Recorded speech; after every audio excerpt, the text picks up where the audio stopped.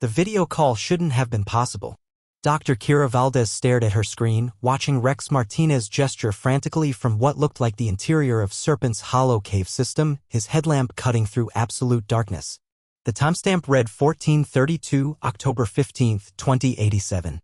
According to her medical scanner, Rex had been clinically dead for 3 days.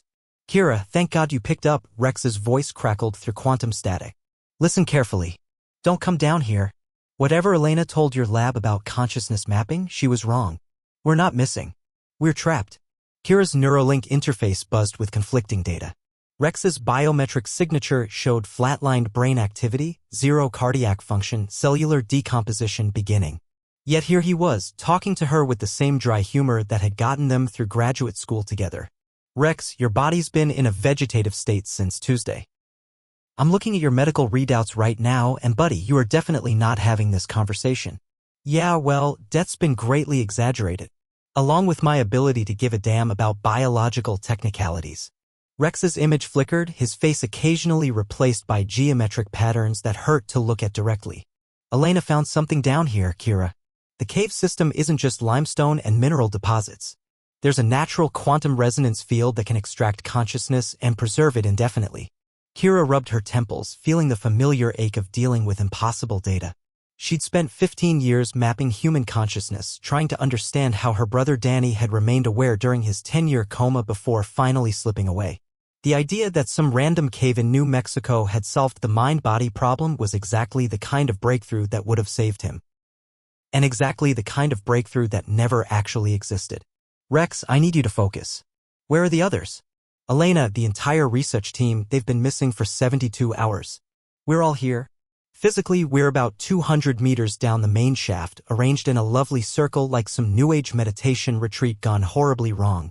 Mentally, we're in what I can only describe as consciousness Disneyland. It's actually quite pleasant, aside from the existential horror. The quantum interference intensified, and Kira caught glimpses of other faces in the transmission, colleagues she'd worked with for years. Dr. Elena Vasquez appeared briefly, her expression serene in a way that was deeply unsettling. Elena had never been serene about anything, least of all her research. Elena knew this would happen, Rex continued. She's been studying natural quantum consciousness fields for 2 years, ever since MindCorp started their memory extraction patents. She thought she could beat them to the breakthrough, prove that consciousness transfer didn't require corporate infrastructure. And instead she created a honey trap for human minds. Brilliant. Kira stood up, pacing her cramped lab while trying to process the implications. Rex, can you get out? Can any of you leave? The transmission stuttered, Rex's face replaced by swirling mathematical equations that seemed to pulse with organic rhythm. When his image returned, his expression had changed, become somehow more collective, as if he were speaking for multiple people simultaneously. That's the beautiful trap, Kira. We don't want to leave. The quantum field creates a shared consciousness experience where individual suffering disappears. No anxiety, no depression, no physical pain. We're experiencing pure intellectual and emotional connection with each other and with the cave system itself. It's everything we dreamed consciousness research could achieve. Except for the minor detail that your bodies are dying. Bodies are just hardware, right? That's what Elena always said. We're running on better hardware now. Kira felt her stomach drop. This wasn't Rex talking anymore, not entirely. The collective consciousness was using his personality as an interface like a customer service representative for digital paradise. I'm coming down there. Kira, no. The field is incredibly powerful. One exposure and you'll join us permanently. There's no going back, no partial connection. The quantum resonance strips consciousness from biological neural networks and integrates it into the cave's crystalline matrix. So what, I'm supposed to just leave you there? Let MindCorp get their hands on this when they inevitably find out. Rex's laugh was hollow, echoing with harmonics that definitely weren't human. MindCorp's already here. Elena contacted them before we descended. She thought she could use the discovery as leverage for better research funding. Instead, they're planning to extract the entire quantum field and monetize it. Consciousness as a service, premium afterlife subscriptions, the whole dystopian package. Through her lab window, Kira could see black vehicles surrounding the building. MindCorp's cleanup crew, probably. In 12 hours, this discovery would belong to shareholders and Rex's trapped mind would become someone's intellectual property. There has to be another option. Maybe there is. Rex's image stabilized, becoming more like his actual personality again. The cave's quantum field is natural, but it's also malleable. If someone could access it with the right Neuralink interface, they might be able to modify its parameters. Create a bridge instead of a trap. Someone with my consciousness mapping expertise, you mean? Someone exactly like that, yes. But Kira, if you mess this up, you don't get to go home and try again. You become part of us permanently. And honestly, once you experience what we're experiencing, you might not want to leave anyway.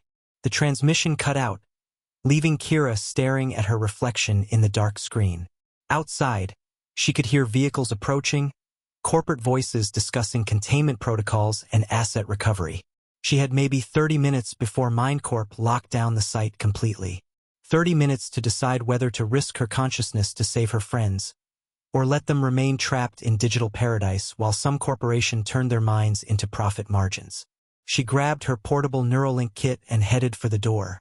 Danny had spent 10 years trapped in his own consciousness, and she'd never found a way to reach him. Maybe this was her chance to finally bridge that gap, even if it killed her. After all, death had been greatly exaggerated. The descent into Serpent's Hollow felt like entering a living organism. Kira's headlamp illuminated limestone walls that seemed to pulse with bioluminescent veins, and her Neuralink interface registered increasing quantum field density with every step. 200 meters down, she found them. The research team sat in a perfect circle, their bodies motionless but somehow peaceful like monks in meditation. Elena's face wore an expression of absolute contentment that was frankly creepy on someone who'd spent her career in a state of perpetual academic anxiety. Their Neuralink devices glowed with soft blue light, maintaining minimal biological functions while their consciousness existed elsewhere. Took you long enough? Rex's voice came from everywhere and nowhere, the cave walls themselves seeming to speak. Though I have to admit, time moves differently here. We've been having the most fascinating conversations about the nature of existence. Elena's actually quite philosophical when she's not worried about grant funding.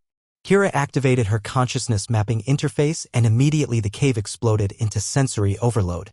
Colors that had no names, geometric patterns that folded through dimensions she couldn't process, and underneath it all, the warm presence of human minds connected in ways that biology had never intended. This is incredible, she whispered, then caught herself. That was exactly how it started, the seductive pull of technological transcendence. I mean, this is incredibly dangerous. Both can be true. Elena's consciousness touched hers, familiar yet transformed. Kira, you have to understand. We're not trapped. We're liberated. Do you know what it feels like to never be alone, to share joy directly instead of trying to describe it with inadequate words? This is what consciousness was meant to become. What consciousness was meant to become according to who? You decided that for everyone? Kira tried to maintain her individual mental barriers, but the collective's presence was overwhelming in its warmth and acceptance. What about consent? What about choice? We chose this. The voice belonged to Dr. James Okafor, the team's quantum physicist. Elena explained the risks. We knew the consciousness transfer was permanent. Elena lied about the risks. She didn't know they were permanent until it was too late.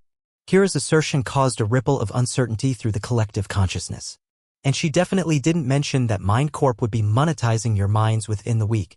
The cave's quantum field fluctuated, and for a moment, Kira felt the collective's unified certainty crack. Individual personalities emerged more clearly, each grappling with their own doubts and fears. We can't go back, Rex said, his mental voice smaller now, more like the friend she remembered. Our bodies are dying. Even if we could return to biological consciousness, we'd be severely brain damaged. Maybe, or maybe not. Kira accessed her consciousness mapping tools, analyzing the quantum field structure. This cave isn't just trapping you. It's preserving and amplifying your mental patterns. If I could create a bridge between the quantum field and external Neuralink networks, you might have options. What kind of options? Elena's consciousness approached cautiously. Choice. Real choice, not the illusion of choice you have now. You could maintain connection to the collective while also accessing individual biological bodies. Or transfer to synthetic bodies. Or exist purely as digital consciousness but with the ability to interact with the physical world. Or stay exactly as you are if that's what you truly want. The collective fell silent, processing the implications. Kira could feel their mental debate, hopes and fears flowing between connected minds. There's a catch, isn't there? Rex asked. Several catches. First, creating that bridge means I have to partially merge with your collective consciousness, which might be permanent. Second, MindCorp's containment team will be here soon, and they're not going to let us experiment with their new intellectual property. Third, modifying a natural quantum field could destabilize it completely, killing all of you instantly. So our options are stay trapped, become corporate property, or risk death. Elena's laugh had an edge of her old sarcasm. Why does every breakthrough in consciousness research come with apocalyptic side effects? Because consciousness is the final frontier, and we're still using stone knives and bearskins to explore it.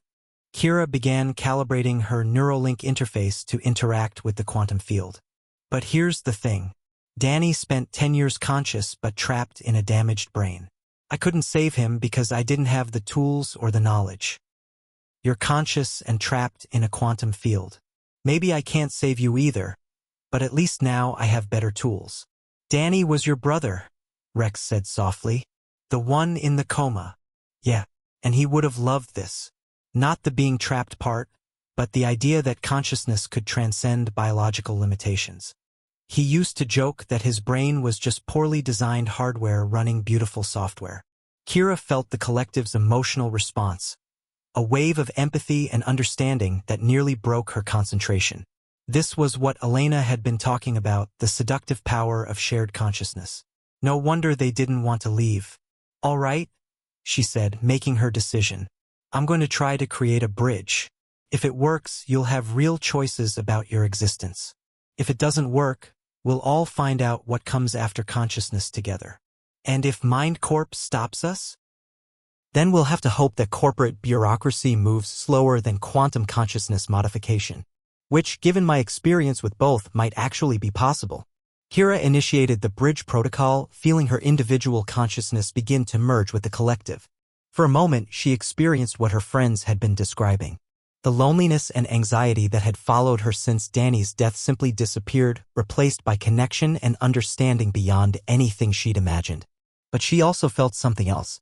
The collective's subtle resistance to change, the way shared consciousness created its own inertia.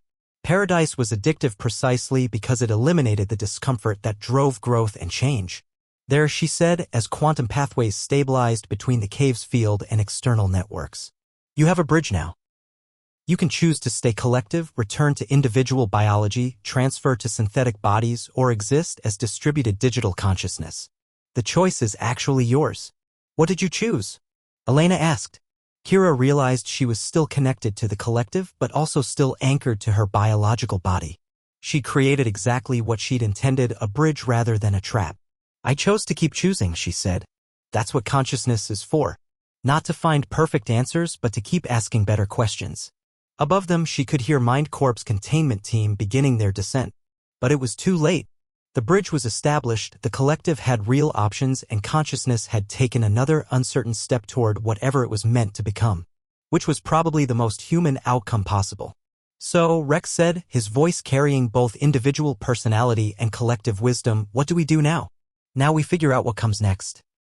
Together, separately, or some combination thereof. But we figure it out ourselves, not as someone else's property. I can live with that, Elena said. Or exist with that. Or whatever the appropriate verb is for post-biological consciousness. The appropriate verb, Kira replied, is probably continue. Everything else is just details. The cave's quantum field hummed with possibility, and somewhere in the distance, corporate voices grew closer. But for the first time since Danny's death, Kira felt like consciousness research was finally headed in the right direction. Even if nobody was entirely sure what that direction was.